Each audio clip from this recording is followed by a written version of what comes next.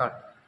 గురు బ్రహ్మ గురు విష్ణు గురుదేవో మహేశ్వర గురు సాక్షాత్ పరబ్రహ్మ తస్మై శ్రీ గురువే నమః అని ఏ రాజకీయ నాయకులు కావచ్చు, ఈ ప్రపంచంలో ఉన్న ప్రతి ఒక్క పౌరుడు, ప్రతి ఒక్క ఆధ్యాత్మిక వ్యక్తులైనా కూడా గురువుకి, తల్లికి, తండ్రికి, దైవాన్ని గౌరవించేవారు.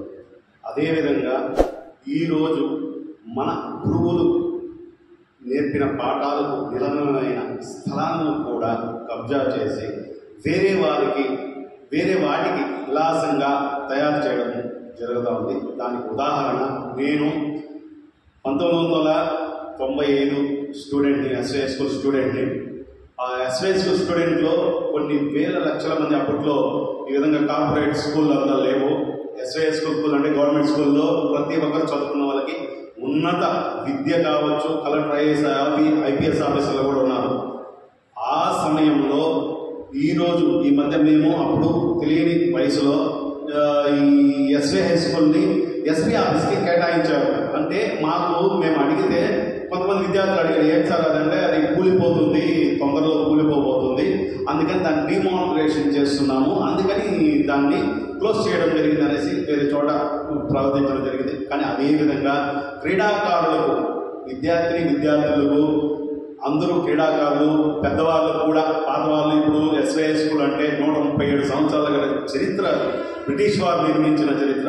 అలాంటి గ్రౌండ్ స్కూళ్ళు కూడా గ్రౌండ్ని స్కూల్ అంటే ఆక్యుపై చేస్తుంది. ఈరోజు సాయంకాలం 5 గంటలకు మీటింగ్ అనేది జరుగుతుంది. అదే గ్రౌండ్లో అనేది తెలియపరిచారు. ఆ గ్రౌండ్లో కూడా మీటింగ్కి పాల్గొనే వాళ్ళు కూడా గతంలో ఎస్వై స్కూల్ విద్యార్థులను మర్చిపోద్దండి.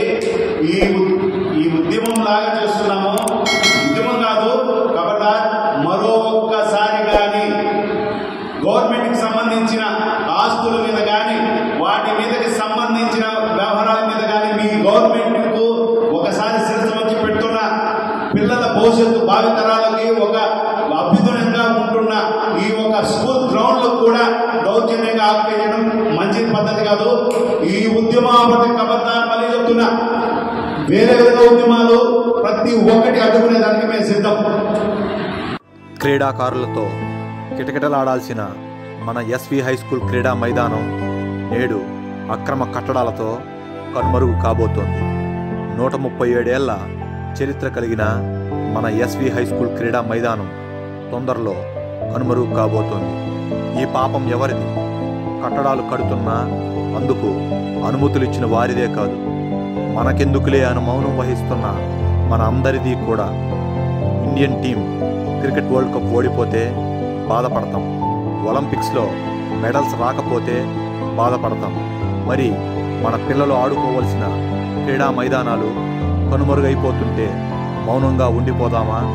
క్రీడా ప్రేమికులారా, తిరుపతి వాసులారా, ఎస్వి హై స్కూల్ పూర్వ విద్యార్థులారా, మౌనం వేడండి. ఈరోజు అనగా జనవరి 31వ తేదీ సాయంత్రం 5 గంటలకు ఎస్వి హై స్కూల్ క్రీడా మైదానం నందు సమావేశమై మన మైదానాన్ని ఎలా కాపాడుకోవాలో నిర్ణయించుకుందాం. మన భవిష్యత్ తరాల కోసం మీరు టీ తాగడానికి వెచ్చించేంత సమయాన్ని మన క్రీడా మైదానాన్ని కాపాడుకోవడం కోసం వెచ్చించండి.